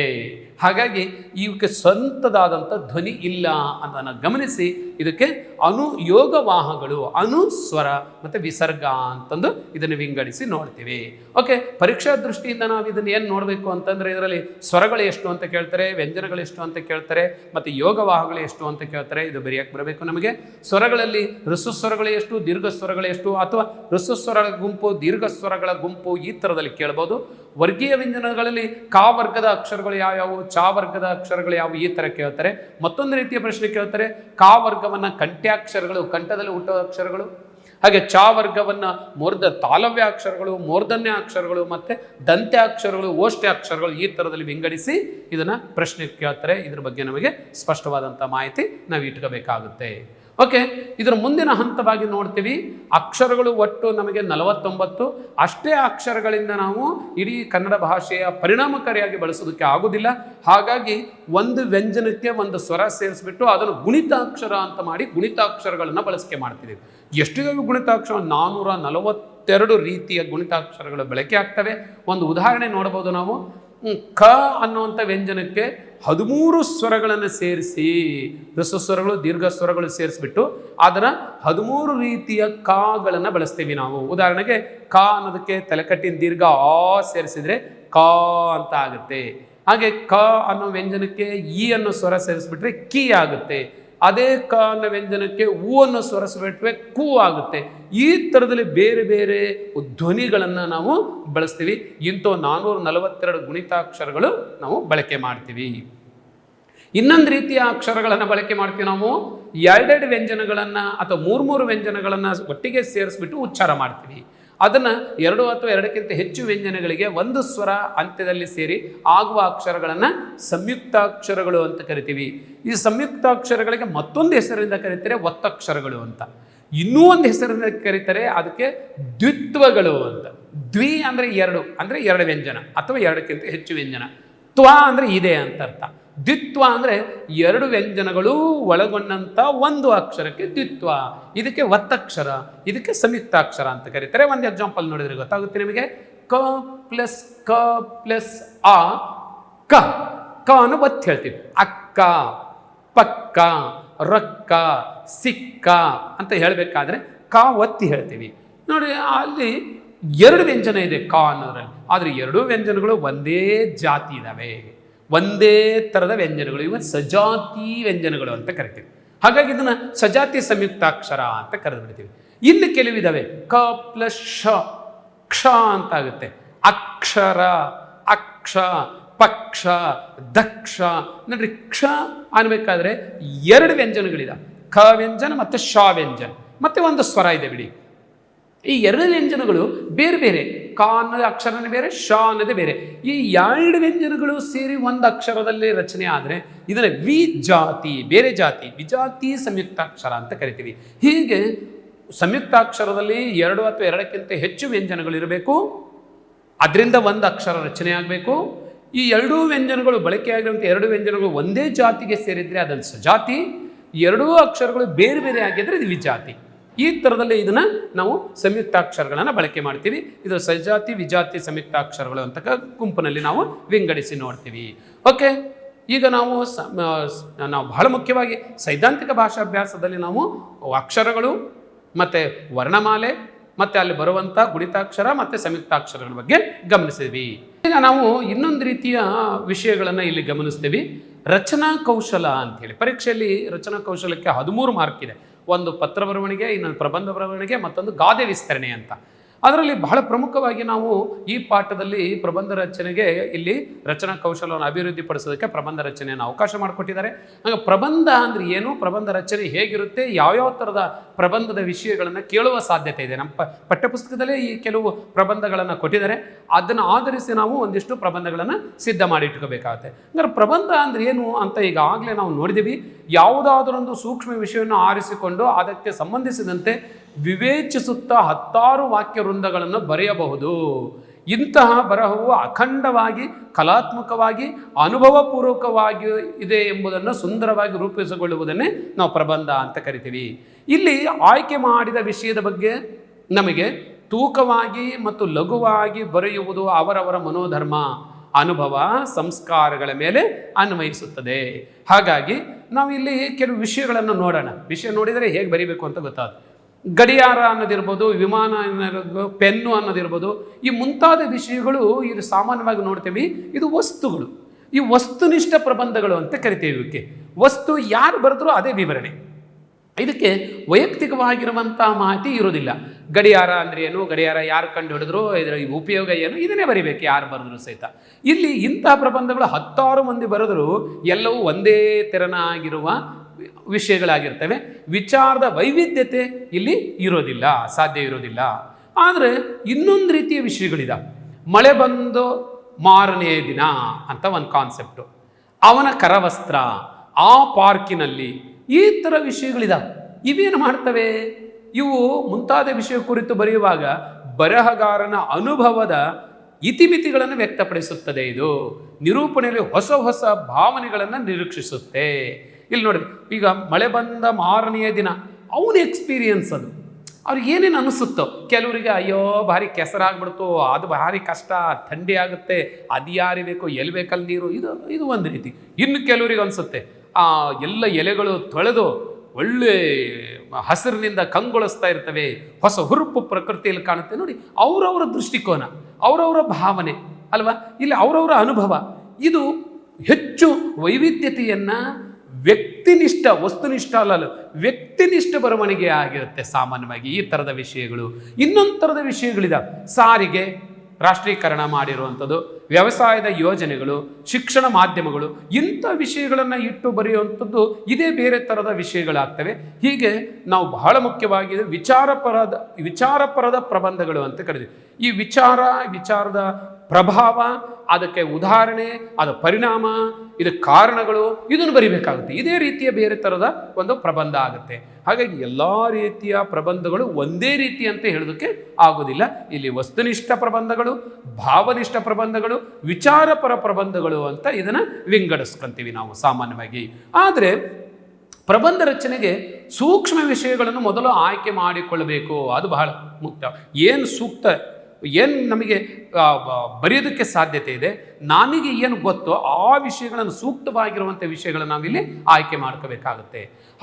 ಆನಂತರ ಬಳಿಕ ಅದಕ್ಕೆ ಒಂದು 3 ಹಂತದಲ್ಲಿ ಬರಿಬೇಕು. ಬಹಳ ಇಂಪಾರ್ಟೆಂಟಾಗಿ ಒಂದು ಪೀಠಿಕೆ. ಆ ವಿಷಯ ಆಯ್ಕೆ ಮಾಡ್ಕೊಂಡ್ಮೇಲೆ ಆ ವಿಷಯವನ್ನು ಹೇಗೆ ನಾನು ಅಲ್ಲಿ ಪ್ರಸ್ತುತಪಡಿಸ್ತೀನಿ ಅನ್ನೋದಕ್ಕೆ ಒಂದು ಸಂಕ್ಷಿಪ್ತ ಪೀಠಿಕೆ ಹಾಕಬೇಕಾಗುತ್ತೆ. ಮತ್ತು ಆ ವಿಷಯದ ವಿವರಣೆ ಕೊಡಬೇಕಾಗುತ್ತೆ. ಅದು ಕಾರಣಗಳೇನು, ಪರಿಣಾಮಗಳೇನು, ಪರಿಹಾರಗಳೇನು, ಇದನ್ನು ನಲ್ಲಿ ವಿವರಣೆ ಕೊಡಬೇಕಾಗುತ್ತೆ. ಮತ್ತು ಉಪಸಂಹಾರ, ತನ್ನ ಅಭಿಪ್ರಾಯವನ್ನು ಒಳಗೊಂಡಂತೆ ಪರಿಣಾಮಕಾರಿಯಾಗಿ ಅದನ್ನು ಬಳಕೆ ಮಾಡುವಂಥ ಉಪಸಂಹಾರ ಕೊಡಬೇಕಾಗುತ್ತೆ. ಹೀಗೆ 3 ರೀತಿಯಲ್ಲಿ ವಿವರಿಸಿದಾಗ ಅದು ಒಂದು ವ್ಯವಸ್ಥಿತವಾಗಿರುವಂಥ ಪ್ರಬಂಧ ಆಗುತ್ತೆ. ಹೀಗೆ ಪ್ರಬಂಧ ಬರವಣಿಗೆ ಸಾಗುತ್ತಿರುವಾಗ ಪ್ರಬಂಧದ ಅಖಂಡತೆಗೆ ಮೇಲೋಗರ ತೊಡಕಾಗಬಾರ್ದು, ಮತ್ತು ಭಾವನೆಗಳು ಕಲಸು ಮೇಲೋಗರ ಆಗಬಾರ್ದು, ಒಂದು ಹಿಂದೆ ಮುಂದೆ ಆಗಬಾರ್ದು, ಒಂದು ಕ್ರಮಾನುಗತ ಸಾಗಬೇಕು. ಅದು ಬಹಳ ಮುಖ್ಯ. ಹಾಗೆ ಅಂತೆಯೇ ಭಾಷೆಯು ಸ್ಪಷ್ಟವಾಗಿರಬೇಕು, ಶುದ್ಧವಾಗಿರಬೇಕು, ನಿಖರವಾಗಿರಬೇಕು, ದುಂಡಾಗಿ ಬರಿಬೇಕು. ಇದು ಪ್ರಬಂಧದಲ್ಲಿ ನಿರೀಕ್ಷಿಸುವಂಥ ಮುಖ್ಯವಾಗಿರುವಂಥ ಮೌಲ್ಯ ಅಂಶಗಳು. ಹಾಗೆ ವಿಷಯ ನಿರೂಪಣೆ ವಿಧಾನ ಗಂಭೀರವಾಗಿಯೂ ಇರಬೇಕು. ಸನ್ನಿವೇಶ, ವಿಚಾರ ವೈವಿಧ್ಯತೆ ತಕ್ಕಂತೆ ರಸಾಭಾವನೆಯನ್ನು ಮತ್ತು ಗಾರುಡಿತನವನ್ನು ಇರಬೇಕು, ಅಂದರೆ ಸೆರೆ ಹಿಡಿಯೋಂಗಿರಬೇಕು. ವಿಷಯ ಸಂಗ್ರಹ, ವಿಷಯದ ವಿಸ್ತಾರ, ಸರಳ ಶೈಲಿ, ಮತ್ತು ಸಂಕ್ಷಿಪ್ತತೆ, ಸುಸಂಬದ್ಧತೆ, ವಿಷಯದ ತಾರ್ಕಿಕ ಜೋಡಣೆ ಮುಂತಾದ ಅಂಶಗಳಿಗೆ ಆದ್ಯತೆ ಇರುತ್ತೆ ಬಹಳ ಮುಖ್ಯವಾಗಿ. ಮತ್ತು ಸತ್ವಪೂರ್ಣವಾಗಿದ್ದಾಗ ಉತ್ತಮ ಪ್ರಬಂಧ ಮೂಡಿ ಬರೋದಕ್ಕೆ ಸಾಧ್ಯತೆ ಇದೆ. ಹೀಗೆ ನಾವು ಒಂದು ಪ್ರಬಂಧಕ್ಕೆ ಈ ಎಲ್ಲ ದೃಷ್ಟಿಕೋನಗಳನ್ನು ಇಟ್ಟುಕೊಂಡು ಒಂದು ಪ್ರಬಂಧವನ್ನು ರಚಿಸಬೇಕಾಗುತ್ತೆ ಬಹಳ ಮುಖ್ಯವಾಗಿ. ಕೊನೆಯದಾಗಿ ನಾವು ಈ ಪಠ್ಯಪುಸ್ತಕದಲ್ಲಿ ಉದಾಹರಣೆಯಾಗಿ ಕೊಟ್ಟಿರುವಂಥ ಕೆಲವು ಪ್ರಬಂಧಗಳು, ಒಟ್ಟು 10 ಪ್ರಬಂಧಗಳನ್ನು ಇಲ್ಲಿ ಉದಾಹರಣೆಗೆ ಕೊಟ್ಟಿದ್ದಾರೆ. 10 ಪ್ರಬಂಧಗಳ ಒಂದು ಸಂಗ್ರಹ ಮಾಡಿಕೊಂಡು ನಾವು ಇಟ್ಟುಕೊಂಡ್ರೆ ಖಂಡಿತವಾಗೂ ನಾವು 5ಕ್ಕೆ 5 ಅಂಕಗಳನ್ನು ನಾವು ತಗೋಬಹುದು. ಈ 10 ಪ್ರಬಂಧಗಳಲ್ಲಿ ಯಾವುದಾದ್ರೂ ಒಂದು ಪ್ರಬಂಧ ಇದ್ದೇ ಇರುತ್ತೆ, ಅಥವಾ 2 ಪ್ರಬಂಧನೂ ಕೊಡ್ಬೋದು, ಅಥವಾ ಅಂತ ಇರುತ್ತೆ, ಇಲ್ಲಿ ಚಾಯ್ಸ್ ಇರುತ್ತೆ. ಒಂದು ಪ್ರಬಂಧ ಇದರಲ್ಲಿ ಆಯ್ಕೆ ಮಾಡಿದರೆ ಇನ್ನೊಂದು ಪ್ರಬಂಧ ಬೇರೆ ಆಗಿರ್ಬೋದು, ಸ್ವತಂತ್ರವಾಗಿ ಬೇರೆ ವಿಷಯಗಳನ್ನು ಕೊಟ್ಟಿರ್ಬೋದು. ಆದರೆ ಒಂದು ಪ್ರಬಂಧ ಅಂತೂ ಇದ್ದೇ ಇರುತ್ತೆ. ಕೆಲವು ಸರಿ 2 ಪ್ರಬಂಧ ಇದರಲ್ಲೇ ಆಯ್ಕೆ ಮಾಡಿಕೊಡುವಂಥ ಸಾಧ್ಯತೆ ಇದೆ. ಹಾಗಾಗಿ ನಾವು ಈ 10 ಪ್ರಬಂಧಗಳನ್ನು ಪರಿಣಿತಿ ಆಗೋದು ಬಹಳ ಮುಖ್ಯ. ಹಾಗಾಗಿ ಇಷ್ಟು ಉದಾಹರಣೆಗೆ ರಾಷ್ಟ್ರೀಯ ಹಬ್ಬಗಳ ಮಹತ್ವ ಅನ್ನೋದಿರ್ಬೋದು, ಮತ್ತು ರಾಷ್ಟ್ರೀಯ ಭಾವೈಕ್ಯತೆ ಎರಡೂ ಒಂದೇ ಥರ ಇರುವಂಥ ಪ್ರಬಂಧಗಳು, ಮತ್ತು ಗ್ರಂಥಾಲಯದ ಮಹತ್ವ ಇರ್ಬೋದು, ಮತ್ತು ಗ್ರಂಥಾಲಯ ಅಂದ್ರೇನು, ಗ್ರಂಥಾಲಯದ ಮಹತ್ವ ಏನು, ಗ್ರಂಥಾಲಯದ ವಿಧಗಳೇನು, ಗ್ರಂಥಾಲಯದ ಸದ್ಬಳಕೆ ಹೇಗೆ, ಈ ವಿಷಯಗಳನ್ನು ಇಟ್ಕೊಂಡು ನಾವು ಒಂದು ಪ್ರಬಂಧವನ್ನು ಬರೆಯುವಂಥದ್ದು. ಇನ್ನು ಸಾಮಾಜಿಕ ಪಿಡುಗುಗಳಿರ್ಬೋದು, ಪ್ರಾಚ್ಯ ಸ್ಮಾರಕಗಳ ಸಂರಕ್ಷಣೆ ಬಹಳ ಪ್ರಮುಖವಾಗಿರುವಂಥ ಒಂದು ಪರಿಕಲ್ಪನೆ ಇದು. ಇದ್ರ ಮೇಲೆ ಪ್ರಬಂಧ ಬರೆಯೋದಿರ್ಬೋದು, ಮತ್ತು ಸ್ವಚ್ಛ ಭಾರತ ಅಭಿಯಾನ ಇರ್ಬೋದು, ಗ್ರಾಮ ಸ್ವರಾಜ್ಯ, ಮತ್ತು ತ್ಯಾಜ್ಯ ವಸ್ತು ನಿರ್ವಹಣೆ ಅಂತಿರ್ಬೋದು, ಮತ್ತು ಈಗ ತುಂಬ ಜನರಿಗೆ ಹತ್ತಿರ ಆಗಿರುವಂಥ, ಮಕ್ಕಳಿಗೆ ಉಪಯುಕ್ತ ಆಗಿರುವಂಥ ಅಕ್ಷರದಾಸೋಹ ಮತ್ತು ಕ್ಷೀರಭಾಗ್ಯ ಯೋಜನೆಗಳ ಸಾಮಾಜಿಕ ಮಹತ್ವ ಅನ್ನೋದಿರ್ಬೋದು, ಹಾಗೆ ಮಹಿಳಾ ಸಬಲೀಕರಣ ಅಂತ ಈ ವಿಷಯಗಳನ್ನು ಕುರಿತು ನಾವು ಪ್ರಬಂಧವನ್ನು ಒಂದಿಷ್ಟು ಸಂಗ್ರಹಿಸಿ ಇಟ್ಕೋಬೇಕಾಗುತ್ತೆ. ನೋಡಿ, ನಾವು ಈವರೆಗೂ ನಾವು ಪರಿಪೂರ್ಣವಾಗಿರುವಂಥ ನಮ್ಮ ಭಾಷೆ ಅನ್ನುವಂಥ ಪಾಠದ 1ನೇ ಅಕ್ಷರದಿಂದ ಕೊನೆಯ ಅಕ್ಷರದ ತನಕ ಒಳಗೊಂಡಂಥ ಎಲ್ಲ ವಿಚಾರಗಳನ್ನು ಸಮಗ್ರವಾಗಿ ನಾವು ಈ ಒಂದು ವಿಡಿಯೋ ಮೂಲಕ ನಿಮಗೆ ಒದಗಿಸ್ತಾ ಇದ್ದೇವೆ. ಇದರಲ್ಲಿ ನಾವು ಈವರೆಗೂ ನಮ್ಮ ಭಾಷೆ ಗದ್ಯ, ಪ್ರಶ್ನೋತ್ತರಗಳು, ವರ್ಣಮಾಲೆ, ಗುಣಿತಾಕ್ಷರಗಳು, ಸಂಯುಕ್ತಾಕ್ಷರಗಳು ಮತ್ತು ಪ್ರಬಂಧ ರಚನೆಯ ವಿಷಯಗಳನ್ನು ಕುರಿತು ಚರ್ಚೆ ಮಾಡಿದ್ದೀವಿ. ನಾವು ಮತ್ತೆ ಮುಂದಿನ ವಿಡಿಯೋದಲ್ಲಿ ಮುಂದಿನ ತರಗತಿಯಲ್ಲಿ ನಮ್ಮ ಮತ್ತೊಂದು ಪರಿಷ್ಕರಣೆಯಾಗಿ ಹೊಸದಾಗಿ ಅಳವಡಿಸಿರುವಂಥ ವ್ಯಾಘ್ರಗೀತೆ ಅನ್ನುವಂತಹ ಮೂರ್ತಿರಾಯರ ವಿಶೇಷವಾದಂಥ ಒಂದು ಲಲಿತ ಪ್ರಬಂಧಕ್ಕೆ ಸಂಬಂಧಪಟ್ಟಿರುವಂಥ ಒಂದು ಪಾಠದೊಂದಿಗೆ ಮತ್ತೆ ಭೇಟಿಯಾಗೋಣ. ಅಲ್ಲಿವರೆಗೂ ನಿಮಗೆಲ್ಲರಿಗೂ ವಂದನೆಗಳನ್ನು ಸಲ್ಲಿಸ್ತಾ ಈ ತರಗತಿಯನ್ನು ಮುಗಿಸ್ತಾ ಇದ್ದೇನೆ. ವಂದನೆಗಳು.